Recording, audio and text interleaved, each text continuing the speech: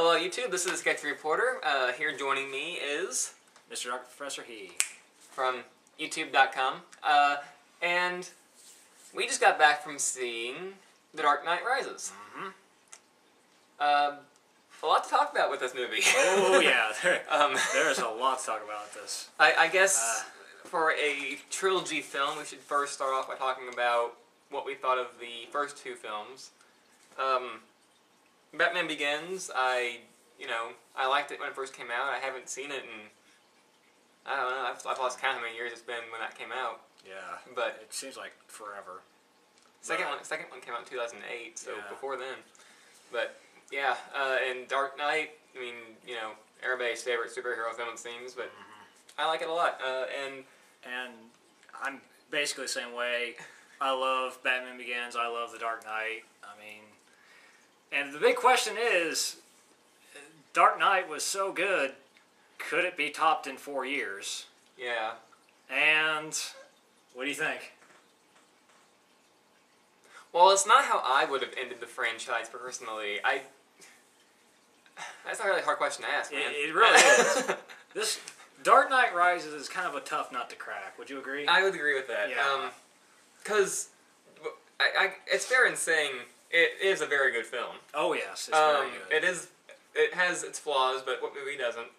But it was a very good movie. It's just, how does it compare to the other two? It's, it's it's the third. I don't think they do know. it's the third installment, and yeah. I can't think of how else I would have done it differently. But yeah, I mean, it's the end of the franchise, which that in itself is kind of a hard thing to muster. Yeah. For me, if I was to sum up my opinion in one word for this film, I would say satisfied. I really was. I really did like this film. Mm-hmm. It's nothing like the other superhero films that have been out lately. It's actually a film you really need to focus on. Right. I mean, you can't just look away for a second and come back. You really got to keep your eye on this film. And generally, I hate that. I don't know, do you generally hate that? It depends on the movie. But I just really love this film. I wouldn't mind going and seeing it again to focus more on it. Right.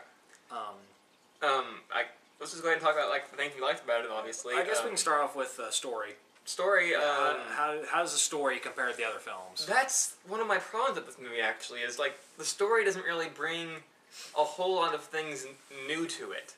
Half of the movie. Again, there's gonna be slight spoilers in this review, nothing major, but I'm not gonna drop the bomb of the ending and whatnot. But this movie takes things that were good from the first movie and things from the second movie and kind of puts them back to back. And what I mean by that is if you've seen Batman Begins, Batman goes through all this training sessions and stuff like that, and he kind of does the same thing again in this movie. The second act of this movie is basically a terrorist trying to take over Gotham, which we saw exactly in The Dark Knight. Right. So it's kind of taking the best of both worlds and making it the finale. So does that make that a good story or just a conclusion? Well, essentially when it comes to the Batman films, I wouldn't say it's trying to take over Gotham in all three of the films. It's more of a... Okay, I take that back. In the first one and the third one, it's more of a completely destroy Gotham. It's not really a matter of taking over overlord power. No, it's just destroy Gotham. Yeah. In a nutshell. And that really does, I don't necessarily want to say make it better than take over Gotham. It's much more of a risk. Yeah, for your hero. And I guess we could say, when it comes to the Batman films, they're more action thrillers. Right. Yeah, that's what you said earlier. We were talking on the way home, the superhero films of this magnitude are kind of much more less action movies and more action thriller. That doesn't sound like a big change, but in all honesty, there's quite a bit of a difference to it. Expendables would be an action film, but if you give, the movie a plot, it becomes an action thriller. For example, say an Iron Man or the Avengers, and I hate to compare and contrast We set that standard before. Whenever you say when you walk out of the theater of the Avengers, I personally was super pumped. And you wanted to punch a demigod in the face. Yeah, yeah. But when I walked out of this film, I didn't feel that in a good way. Yeah, I mean, you leave this movie. I mean, if you've seen the other two, you're most likely gonna like this one. Yeah. You leave this theater, you're just gonna be like, that was a good way to end this trilogy. And which, you know, I keep saying that. It's like, that's hard to believe this has been a trilogy for... I know. What is it? It's been about 6 years, I think. A little over 6, 7 Batman years. Begins came out like 2006, I think. I think so. Yeah. So, yeah. So, yeah. Took them 4 years, I guess, to make the last one, but, I mean, it was time well spent. Yeah. So, that's kind of our whole take on the story without giving too much away. Yeah. So, there are some new faces in this movie. Let's go ahead and just get the one thing everyone wants to know out of the way. Let's talk about Bane. Okay. In my mind, Bane is terrifying. I mean, everyone thought Joker was terrifying. And he may not be as the kind of scary terrifying, but Bane still... He scared the hell out of me. He really did. What do you think? Bane, for me, is along the lines of a villain. He is probably the best of the 3 main villains we've had for the whole franchise. He probably is the most terrifying and most destructible of all the villains. You mean destructive? What? You mean destructive. You said destructible. Bane's not easy to beat. Destructive. Bane's not easy to beat. You guys got what I meant. Yeah. No. But the whole thing about Bane is... This is not the Bane I grew up knowing about, which really threw me for a loop. I mean, I've kind of seen the animated Bane and Joel Schumacher's Bane, which is not this Bane. No. This Bane is he's very intelligent, which is not what I would have expected. He's very intelligent, he's very strong, and probably it took them maybe about an hour and 45 minutes in before we actually got to hear Bane's origin story. And I was really hoping they were actually going to give him one and not just let that whole thing drop. I mean, like in Dark Knight, we never got Joker's story, but then again, he's never had one. Yeah. So I was hoping they wouldn't do the same thing with Bane, because Bane kind of needed one. Yeah. On that line, in terms of, say, Scarecrow and Joker and Bane, if we were to compare those 3, I would say that Bane is probably he was probably explained the best out of the 3. It's a tie between him and Crane. Yeah, Scarecrow. He's the easiest to understand. I mean, kind of. About that. About being able to understand Bane. Yeah. He has this whole visor over his face, which 4 times made his dialogue very mustard and hard to read. I just actually read a review before you got here to do this review. It was Doug Walker's. And he made this crack that said, "I'm glad Sean Connery came out of retirement to do the voice of Bane." Sean Connery did Bane? No. It was like Tom Hardy. But he has like that really thick British accent. When you first hear Bane, he has this really weird accent to him. Yeah, it's not... It's not terrifying. It was just it was just comical at first when I heard Bane's voice. Yeah. But it either grew on me or it got deeper as time went on. Yeah. His voice got much darker and more menacing. I don't know why. It's a lot... Either way, I think it's a lot better than, say, Joel Schumacher's, where Bane's lines... Bane was about bubbling into it, yeah. Yeah, it's better than, Yeah. or, you know. It was actually dialogue. Yeah. Which, it's a superhero film, so you're gonna have your monologuing villain. There's a lot of monologues by the villain in this movie. Yeah. But, they are kind of terrifying, realistic, monologues, which was my big fear about this one. Seeing the trailer...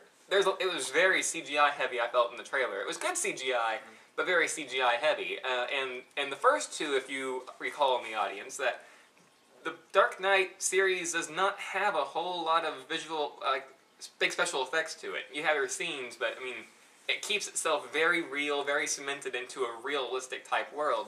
And I thought the third one actually surprised me by doing that. It did that actually really well, despite the bigger leaps and visual effects that it had. So Bane, I'd say very, very interesting villain. I mean, he's probably my favorite. You don't feel sympathy for this villain at all. Like, well, I guess to a point. To a point, you do. To a degree. There's a big scene that I won't spoil, but there's a part where you're kind of like, in The Dark Knight, say Joker, you don't really feel sympathy for Joker because he's insane. He's straight up insane. He's anarchistic. I mean, with Bane, you do to a very low degree. Yes. I mean, you understand him. He's a lot less nutso. But the thing about it is, like, obviously, you know, Heath Ledger, rest in peace. They could not make it to this film, which, you know, Joker is like Batman's main arch enemy. Yeah. So, I don't know. Had you swapped these two, put like this one second and Dark Knight last? I was actually thinking about that myself. With the technology we have now, but then make Dark Knight in 2012. Yeah. I mean, if you were to like mix those two together, I mean, just the character of Bane, I don't see him as, you know, the ultimate villain, which should have been the villain in the last one. I think it should have been Joker, but you know, you can't do anything about someone dying. Because for those of you who don't know, the plot of the last movie was going to be Joker escaping prison. Yeah. Which would have been a really interesting, basically Arkham Asylum, the movie. Yeah. So. And along the lines of new faces, we now have a new female lead. Catwoman. Catwoman is in this movie. Hey. Played by Anne Hathaway, and let me say this, like, I've seen a lot of Anne Hathaway roles, and she normally does do the very, like, pretty, ditzy, kind of comic reliefish kind of character, like, what was it, Princess Diary, I think she was in? I don't know. I don't watch a lot of Anne Hathaway, to be honest. She's never a character that's dark, menacing, threatening, so seeing Anne Hathaway play Catwoman, damn, like, I was thoroughly impressed with her acting abilities. Like, it was amazing to see a character so nice and ditzy and clumsy play basically an assassin. Like, a master thief, yeah. Master thief. In terms of, like, okay, everyone knows that, like, Catwoman is a pretty, well, let's just say it, kind of a slutty villainess. I mean, every time you see her in movies or games, she's got her zipper on. You can see her cleavage. Her chest comes out to here. In the movie, it's not that at all. She's fully clothed, still pretty attractive. Oh yeah. She still has the moves, but she's a lot more respectable, and I really like that. That's like 3 superhero films in a row I've seen where we've had a very strong female lead. Yeah. And I'm so glad that Hollywood's finally, like, females are not just for looks, they can kick ass too. And Scarlett Johansson as Black Widow did amazing, and Emma Stone as Gwen Stacy did amazing, and now we have Anne Hathaway as Catwoman to add to that list. 3 in a row. Nicely done, Hollywood. Keep it going, yeah. Was there any more new faces? Well, there was. How do I say this without spoiling anything? But her? No, him. Oh. What was it? Officer Blake. Officer Blake. Yeah. For hardcore comic book fans, you already know who Officer Blake is. Maybe. It depends on which origin story you're listening to, I guess. Yeah. But let's just say there's this new cop rookie. There's a new cop in this movie who is really, really awesome. Yeah. He's not. He's the rookie of the new department and ends up working with Commissioner Gordon, and that's as far as I'm going to go in terms of plot. In terms of the way he acts, and by the way, pretty much all the acting in this movie is pretty darn gone flawless. Yeah. I mean, there's no you buy everything, but anyway, like he's a very strong character. He doesn't give up. He's not the stereotypical goody two shoes though, but he's definitely not a useless character. Right. He's definitely there for something. He takes up probably a fourth of this film. Yeah. Doing all this really insane, fun stuff. Oh yeah. And he's good at what he does. Was there anybody else other than those 3 characters that were new? I mean, you just have really. you have Gordon come back, and you have Lucius Fox come back. Oh yeah. And you know, I'm blanking on people's names today. Who plays? Oh, Alfred? No, yeah, well, Alfred was one of them. Well, let's talk about Alfred for a little bit. Yeah. Moving on. Alfred in this movie, I don't want to say he steals the show, but he has a lot of really good lines. He's always kind of been, you know, the one that keeps Bruce Wayne's head on straight.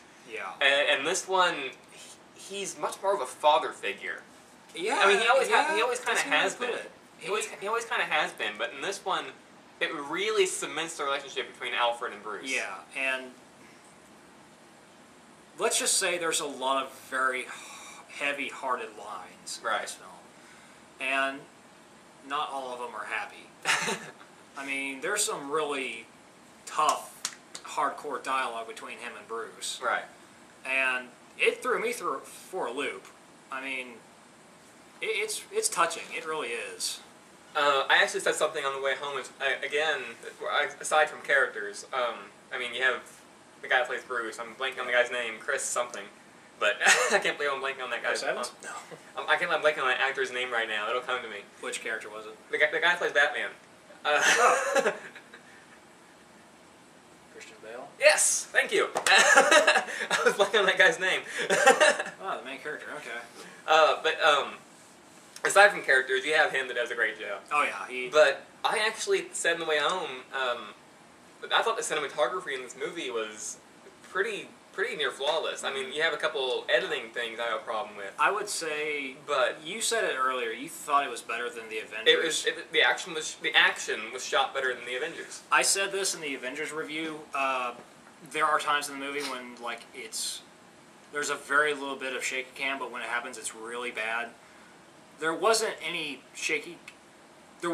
extreme shaky cam in The Dark Knight Rises. There was a little bit. There was a little bit, but not. You know, it's not all over the place. It's just sort of a little shaky. Right. I guess we can kind of, in terms of camera work, we can talk about camera angles and shots and stuff. Right. That is a kind of a hit on this movie. Okay, I guess we're getting into the stuff we don't like now. So, the editing in this movie, while not bad, in fact, it was pretty well done. Yeah. I hate it whenever movies do a close-up of somebody's face for just a brief 3 seconds and then cuts to somebody else. Yeah. There's a thing known as, widescreen shots, where you get, one shot that, slowly pans and you see everybody talking. You don't have to have, a severe close-up every time someone says a word. But it's always bugged me for years. Yeah. It's a nitpick, but... And it's not that bad in this film. It does get annoying within the first half, but it gets better as it goes on. At least we think. Yeah. But it's not a showbreaker. No. No, it's definitely not a showbreaker. Not at all. So, don't think that. And really, the other things I just had a problem with are just, again, nitpicks. I was not a huge fan of the falling climax. Which I don't think I'm giving anything away by saying the final battle with Batman and Bane. I was not a fan of how that ended. Really? Not really. Not entirely. Oh. I thought it was kind of a letdown of, the final demise of... Oh.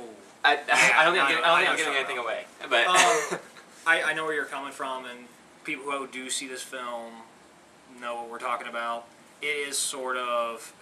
it just kind of happens. Yeah. And then it's not ever resolved. So I think you understand. Yeah. If you saw the movie, you'll understand. But let's just say the final climax.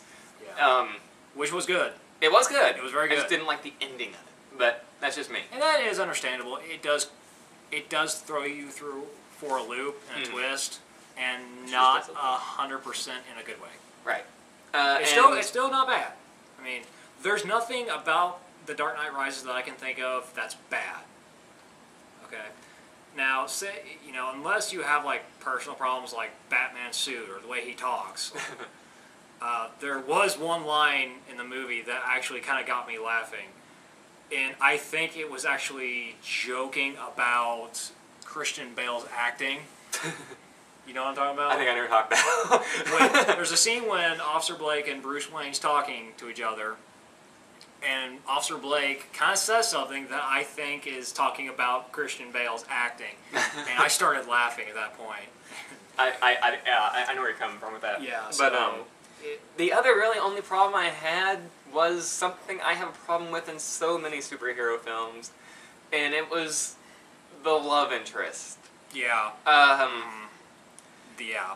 Like, The Amazing Spider-Man actually did it so well, and I don't think I'm getting anything away by saying Batman and Selina Kyle, aka Catwoman, kind of have a thing. If you're a fan of comic books at all, you'll know this already, but they kind of have a thing. And conflicts arise, and they kind of don't like each other, and then some things happen, and then they're suddenly together. Kind of.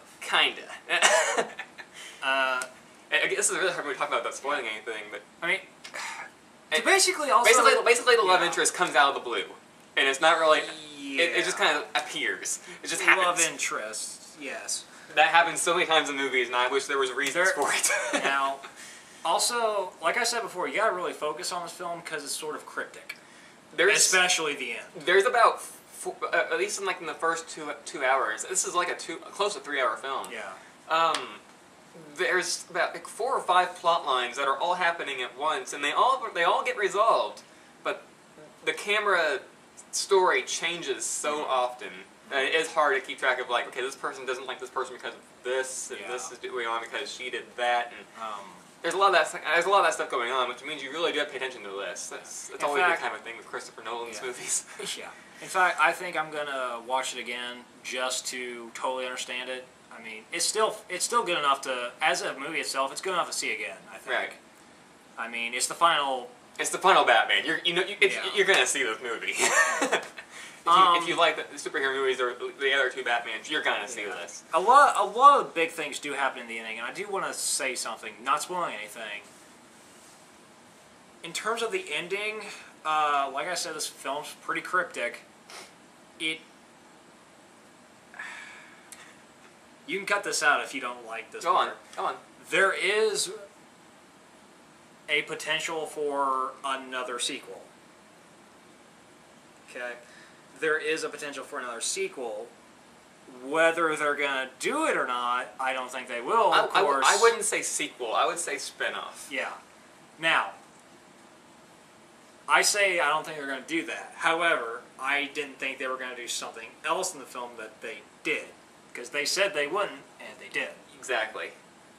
So, Yeah. I wouldn't mind seeing another sequel. I wouldn't mind seeing what it looks like is in store.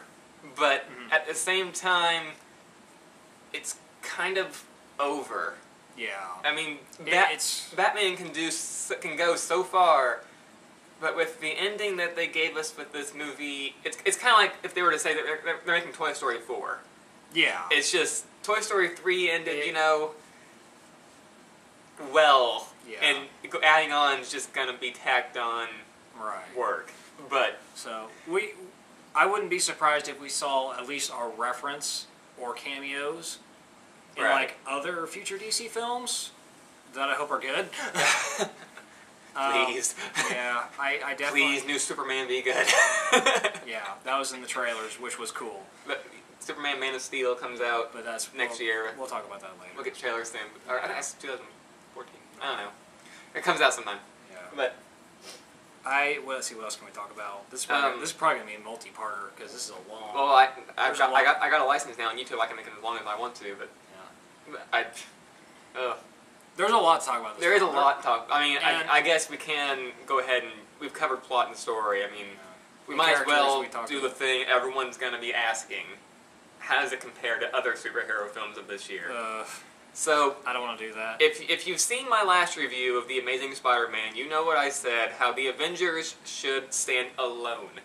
Because I don't care what kind of director it is, I don't care if it's the best director in the world, worst director in the world, what happened in The Avengers cannot be topped simply because it's so many different movies finally coming together. Yeah. This has been one superhero for 3 films, and it's finally resolved. Yeah. So Avengers stands on its own, Batman should stand on its own. Yeah, but there are reasons for it to... There's this old saying of comparing apples to oranges. This is like trying to... in terms of trying to compare the Avengers to The Dark Knight Rises, this is like trying to compare apples to... The Empire State Building. I was going to say like broccoli or carrots, but okay. You really can't compare. They're both superhero films, but they're different, you know? Yeah, I mean, they're two totally different films. You really can't compare them.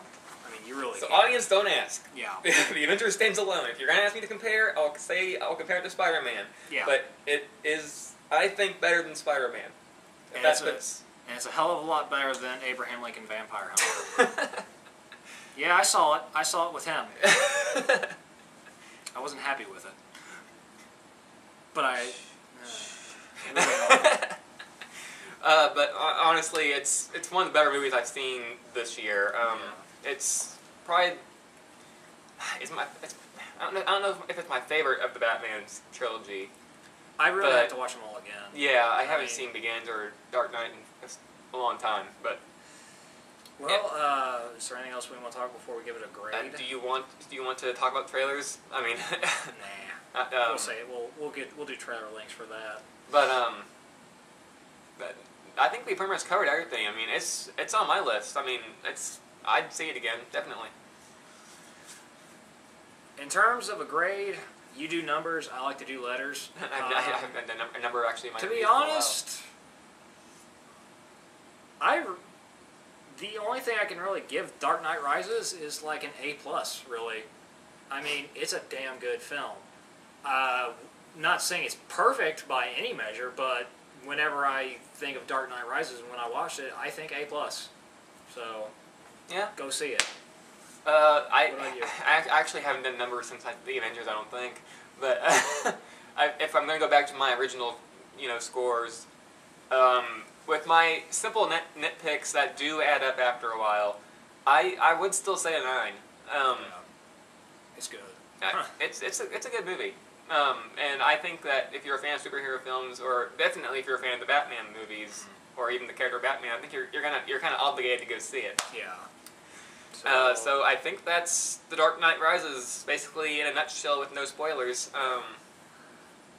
Now, I do want to do this real quick. In terms of, like, all of the film, who was... and think about this for a minute. Who was your favorite character? I'm a big guy on characters. I think characters really do make a movie.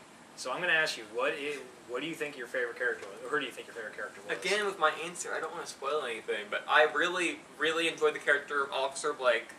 Yeah. And honestly, I really, really like the character of Alfred in this one.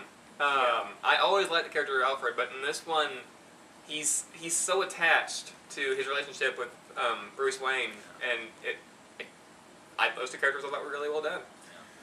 I always did like the character of Commissioner Gordon, just because I thought that he out-tricked the Joker, for God's sakes. I mean, he out-tricked the Joker. That's not an easy thing to do. So he's always, in terms of The Dark Knight Rises, though, he doesn't really shine like he did in The Dark Knight. Well, he's in like a coma for like half of it. Yeah, he gets wounded. You see this from the trailers. I think you do. Yeah, you do. And he's in the hospital for a little bit, so he doesn't, like, shine. Right. But he's still awesome. Oh, yeah, he's still a cool guy. Really in this one. He's still an awesome character. Strong character, too. Mm-hmm. In the Dark Knight, yeah, you saw him actually basically be a hero a lot. And in this one, you don't really see that. I also kind of blame that on where he's getting up in his age, but yeah. Yeah. Everyone's age really starts to show in this movie. That's another thing. Oh my gosh, Morgan Freeman. I just look at that guy and I'm like, God, don't die. In terms of my favorite character, I do like Officer Blake a lot. But whenever I think of The Dark Knight, they really sold me with Bane. They really did. I don't know if, like, if you don't want to have any spoiler at all, it's not that big of a spoiler. This is your last chance. So, there, okay. I like Bane more than the Joker because he accomplished more than the Joker on at least 3 different levels.